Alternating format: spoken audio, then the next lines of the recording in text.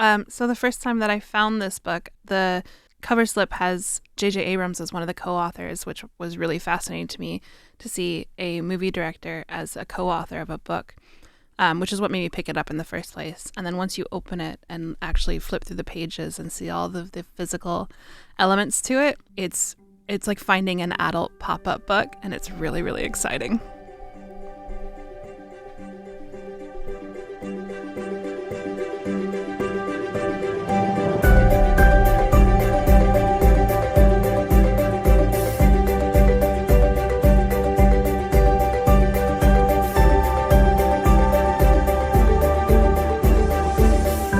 Hello, everyone, and welcome to Tales of Our Times. This is a show where we discuss the stories that move us, what makes them so meaningful, and why others could or should find meaning in them as well. This is not a spoiler-free show, so bear that in mind as you continue to listen. We tackle books, movies, podcasts, and more. Where there's a story, there's a reason to read. Even perhaps read investigatively, as we'll discuss today. I'm your host, Amanda Stevens, and before we get any further, I'd like to remind you that this is our third episode now in our Meta March series, where we're investigating different forms of media that kind of push the boundaries for what we expect those to be capable of. If you haven't yet listened to our first episode in the series, I would recommend that you do that before you get into this one. It kind of covers some of the theory that we'll be returning to. And today we're going to be looking at a very interesting book that I honestly cannot wait to get into. And to help kind of guide us through that, I have my good friend, returning guest, Cat Trites. Hello. Welcome back. Thank you so much. You have been on the show twice. I have. Is there anything left that you would like to say to introduce yourself? My name is Kat. I've now been back in Taiwan for like 7 months. Mm-hmm. I'm an English teacher, English major, and I work with small children. That's my love, my life. Yeah. Why don't you tell us more about the book that you have brought for us today? Absolutely. So the book is called S. Like the letter. Just S. the letter S with a period. Mm-hmm. S. It's written by Doug Dorst. The idea was created by J.J. Abrams. That's why his name appears on the cover slip. Yeah. The book itself. Well, now hold on. Before you get into that, I think what makes this book so special, and then you can tell us why there are two books. In it. So this book, it is a standalone novel that is written by a fictional author, Straka, but within the pages are notes that two college students have been writing back and forth to each other. Two fictionalized college students, yes. One of whom is a grad student whose professor has stolen basically all of his work. Oh. And he's trying to beat his professor to publishing his work, basically. Mm-hmm. And the other one is a college senior who's trying to figure out what she wants to do with the rest of her life. And they're writing notes back and forth to each other, trying to solve the mystery of who the author, Straka, the fictional author, Straka, actually is and what caused his death. So it is a murder mystery. I remember that part correctly. Yes. Okay. I was sitting here like trying to remember if I miscoded it when it was like a murder mystery earlier. Because I was like, not. Oh, I see. Just it's a lot of property theft at this moment. There's idea theft. There's a lot of stuff going on. But the book that they're writing in is set up as a library book that they are passing back and forth, basically, and can be read as a standalone novel. It is a book in and of itself. So tying it back to when I originally interrupted you, that's why Kat introduced this as, so the book is a mystery novel between two people passing about back and forth. The book itself. This is a story written within a book. Yes. So it's actually one physical book, one text, and two different narratives that you have going on. One in the real book that was written by an author called The Ship of Theseus, written by a fictional author. Fictional author. And the second one, the whole thing taken together. Takes place in the margins of the story. Written on the sideline and the margins in notes that have been shoved between the pages physically, is by Doug Dorst. And that book, the entirety of it, is called S. Yes. It's very cool. The way that they present the book, the only time Doug Dorst and J.J. Abrams' name appear is on the slipcover. So once you remove the book from the slipcover, the only thing you see left is Straka's name. Okay. And is S the same way? Or is S also on S the is cover? only on the slipcover, yeah. Okay. So then after that, you're left with the book. The book, Ship of Theseus. Which is not the real story.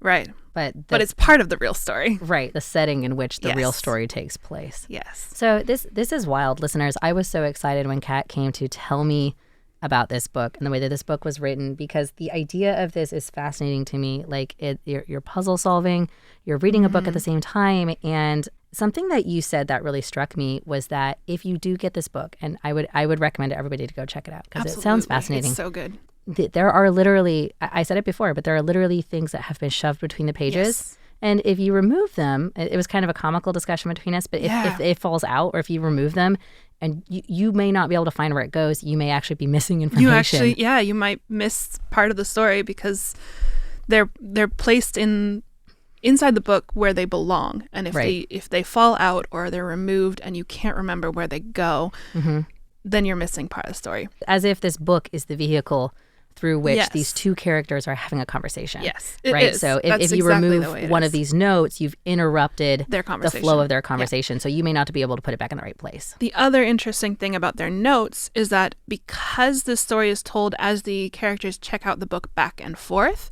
this takes place through subsequent rereadings for them, which means that the notes are not chronological. So books that are written chronologically are probably the majority of the books that you read, which means that it starts at the beginning and it ends at the end. Some books do experiment with that, not just books, but you might have seen a movie or two that does this, where the beginning of the book is not actually the beginning of the story. The end of the book itself may not actually be the end of the story. You have to kind of puzzle together the pieces.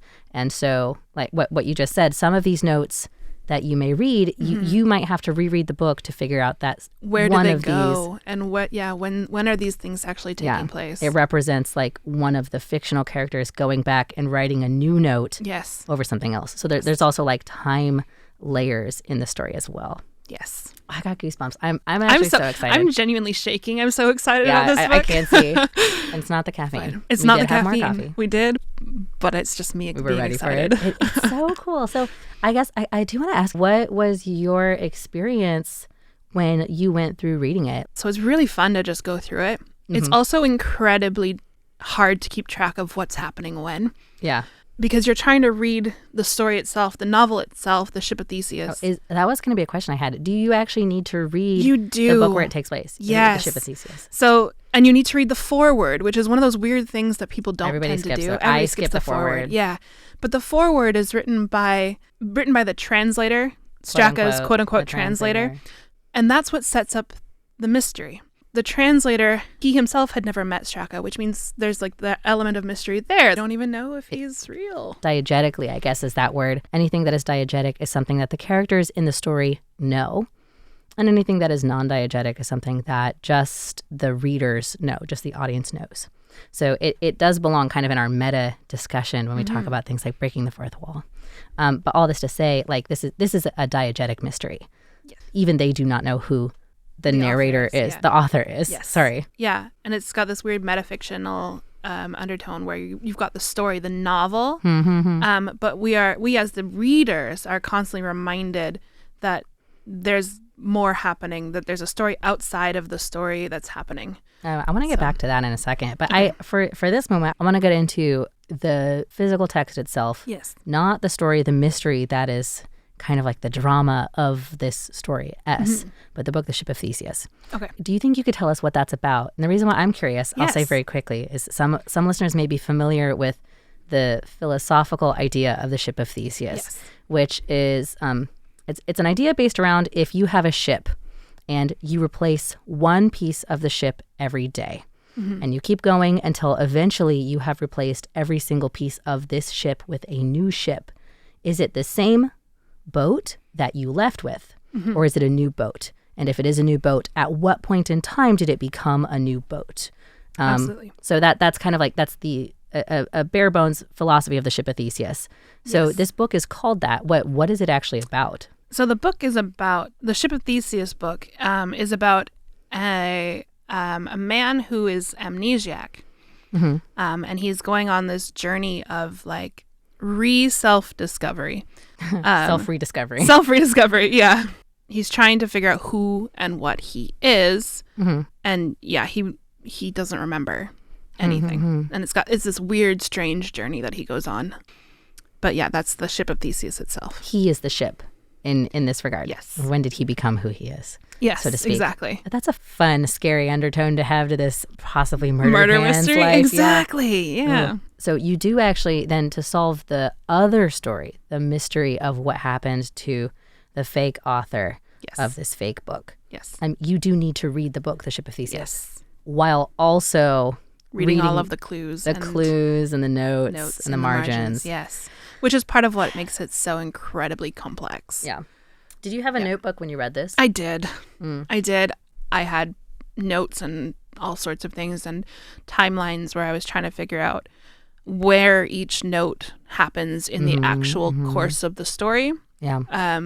Of the overarching metafictional story. Yeah. Because it's also more complex and more complicated clues that they've found as they've read it for the fourth or fifth or sixth like times. Where the characters, again, diegetically, the characters went back and reread their own notes, and they are now making an addendum.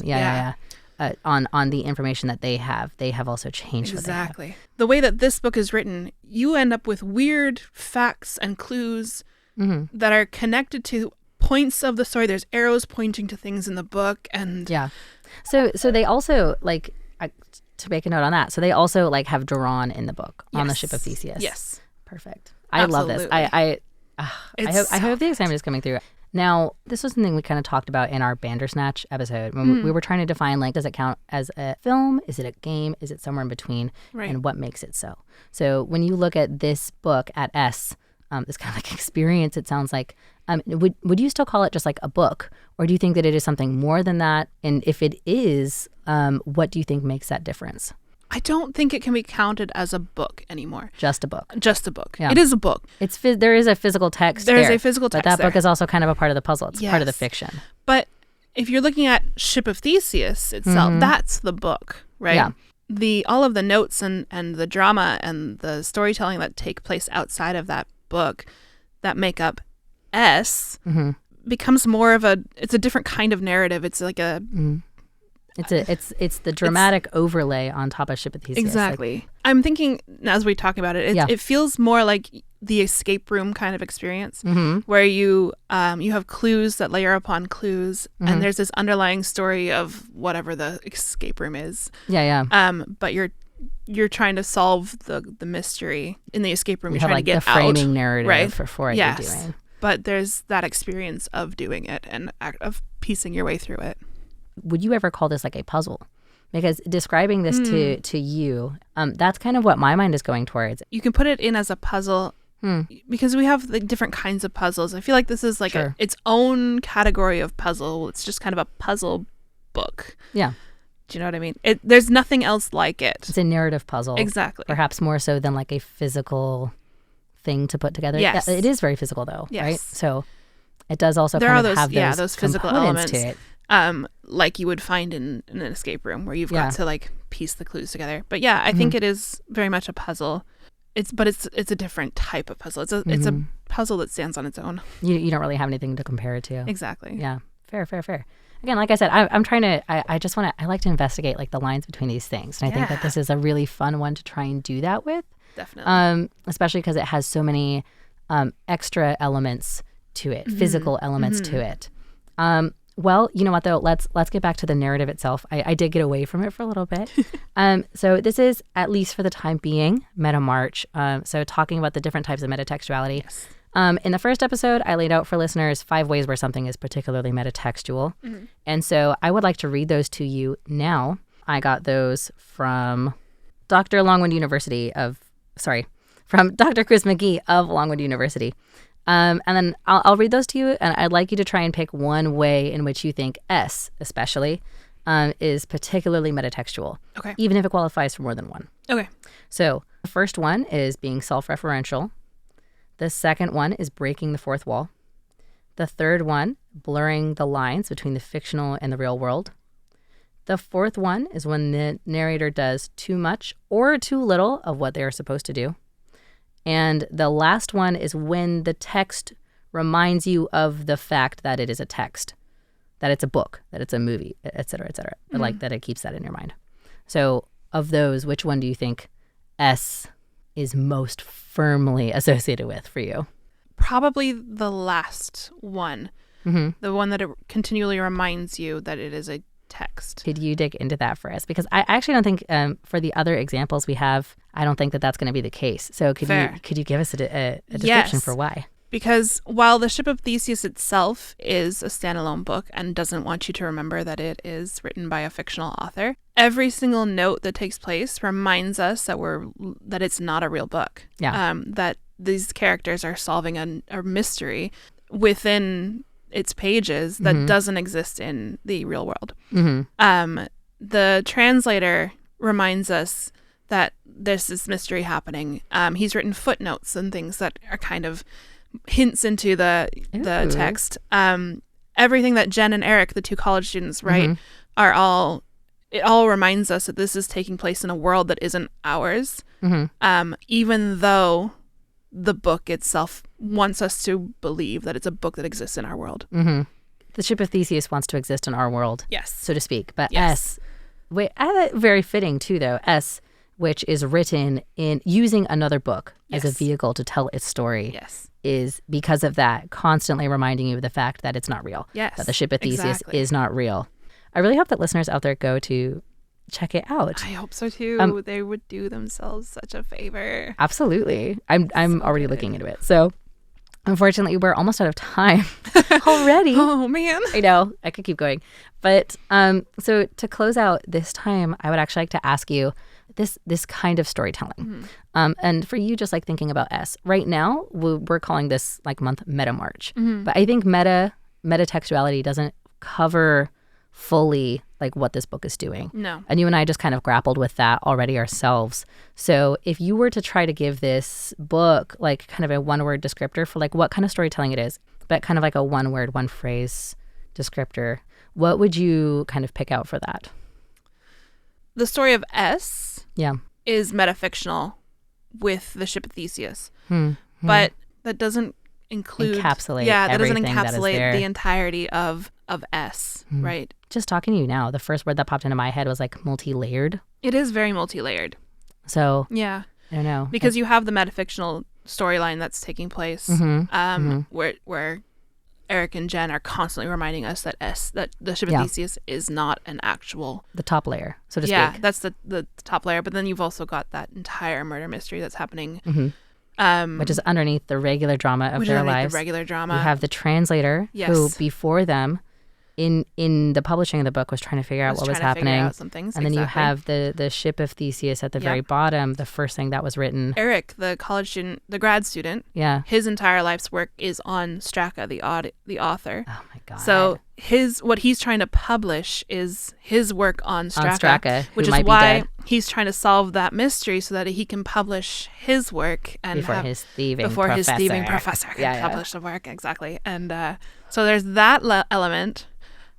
Plus you have Jen, who relates most closely to the character in The Ship of Theseus, where she's trying to figure out what's going on with the rest of her life, who she is now that she's finishing college. And so you've got there's like layers upon layers upon layers in this story, and it's so I think multi-layered is it. Interconnected, interconnected storytelling. That's another good one. Yeah. Multi-layered, interconnected. I think are two like really good words for this as well. Absolutely. So that's unfortunately all the time that we have for today. I hope this has been a really good pitch for everybody out there to go check out this book, S. Once again, like Kat, I'm so excited. Thank you for bringing this to us. Absolutely. To me for our Meta March. For everybody else out there, we have one more episode in this kind of series. If you're enjoying this, it will also be a story that you will need a notebook for. So I hope that you guys are visiting your stationery store and getting ready to check out all of these super rad books and stories.